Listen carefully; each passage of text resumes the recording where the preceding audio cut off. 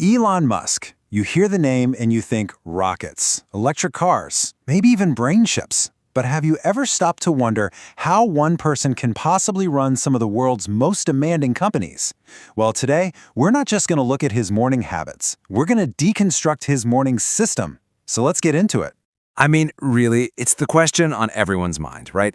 How do you manage the insane pressure of Tesla, SpaceX, and XAI all at the same time? The answer isn't some secret for adding more hours to the day. It's all about how you fire up the first few. And that's the absolute key. This isn't just some random list of morning routine tips. You got to think of it like a carefully programmed operating system for his brain, a specific sequence designed to reboot, execute, and energize him for the day ahead. All right, first up, the reboot phase. Every great operating system needs a clean start to run smoothly. And for Musk, that all begins with two very basic things: sleep and a shower. 6 hours, that's the number. While a lot of high achievers talk about cutting sleep, Musk treats this as a complete non-negotiable. He's usually out from around 3 a.m. to 9 a.m. He's learned the hard way that skimping on sleep costs him way more in productivity than he ever gains in time. And his discipline here really stands out when you look at the bigger picture. According to the CDC, more than a third of American adults are basically running on empty, totally sleep-deprived. Musk's approach is like a strategic weapon against that brain fog. For him, sleep isn't a luxury, it's a performance tool. And this quote right here, it says it all. He's not waking up groggy and hitting snooze. He's waking up ready to immediately check on a platform that billions of dollars depend on. That kind of mental readiness doesn't just happen by accident. It's the direct output of protecting those 6 hours. Okay, the next step in this reboot sequence is something so simple, but so powerful. He has actually called a quick morning shower one of the most important habits he has. And it's really not about hygiene, it's about a mental shift. And believe it or not, there's some really cool psychology that explains why this works. It's a principle called state-dependent learning. Basically, that big sensory shift, the feeling of the water, the change in temperature, it acts like a trigger. It literally washes away the sleepy state and tells his brain, okay, work mode is officially on. It's a physical reset button that kicks off a mental one.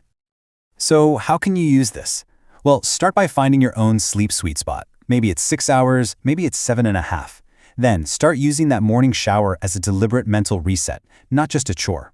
And hey, while you're in there, just try a quick 60-second body scan. Just notice how you feel. It's all about making these little things intentional. Okay, so the system is rebooted and running clean. Now we move into phase 2. Execute. This is all about wrestling with the flood of information and then planning the day with absolute precision. And right away, he does something that flies in the face of almost every productivity guru out there. While they're all screaming, "Don't check your phone," Musk grabs his right away. He spends the first 30 minutes or so scanning for what he calls critical emails, basically anything on fire. Now, he fully admits it's a terrible habit, but for someone in his position, it's a necessary evil. See, this isn't mindless scrolling. It's a surgical process of priority filtering. By finding and putting out the real fires immediately, he stops them from nagging him in the back of his mind all day. It clears the mental runway so he can focus. So after that triage, he moves on to planning his day with insane detail. His schedule is famously, and I mean famously, broken down into 5-minute blocks. This isn't a suggestion. It's a rigid structure for everything: meetings, engineering, even eating. The psychological brilliance behind this is that it completely crushes something called the Zeigarnik effect. You know that annoying feeling you get from an unfinished task that just keeps popping into your head?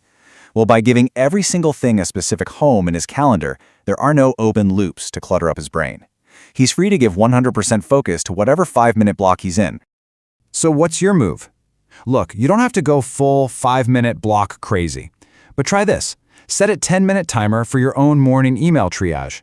Just 10 minutes. Then take the top 3 things you need to do today and actually schedule them into your calendar. If you do this the night before, you'll be amazed at how much smoother your morning runs. All right, the final piece in the morning OS is to energize. The mind is rebooted and the plan is locked in. This last step makes sure the body has the fuel to actually pull it all off. He's not spending hours in the gym. We're talking about a quick, consistent 20-minute session. Could be some weights, a bit of cardio, maybe some Brazilian jiu-jitsu. The goal isn't a total body transformation. It's all about function and energy. And get this. This is what makes this so relatable. He's on the record saying he doesn't even enjoy it. He does it because he knows it's necessary input for the massive output he demands from himself. It's a purely strategic move to build the stamina he needs for those 100-hour work weeks. Psychologically, doing this builds something called self-efficacy. That's just a fancy way of saying it builds the belief that I can do hard things. By starting your day with a win, by doing the thing you didn't really want to do, you create a powerful I got this mindset that carries you through the rest of the day's challenges. So, how does this all click together? Let's do a quick recap of the full morning OS and figure out how you can adapt it for yourself. So here it is, the whole sequence. It starts with sleep, 6 hours for recovery. That leads to the shower, a quick reset for mental clarity. Then comes triage, a 30-minute scan to gain control. That's followed by the plan, 5-minute blocks for precision. And it's all capped off with move, a 20-minute workout for vitality. You see how each step builds on the one before it? And this is really the biggest takeaway. None of these habits on their own are some kind of superpower. They're all small, they're accessible, and they're backed by real psychology. The magic isn't in any one action. It's in the way they compound day after day to create a huge psychological edge. Look, at the end of the day, this system is just a tool. It's the tool Musk uses to build his version of the future. So the real question isn't about perfectly copying his routine. It's about what it inspires you to do. You have the exact same 24 hours in a day. The question is, what are you going to build with them?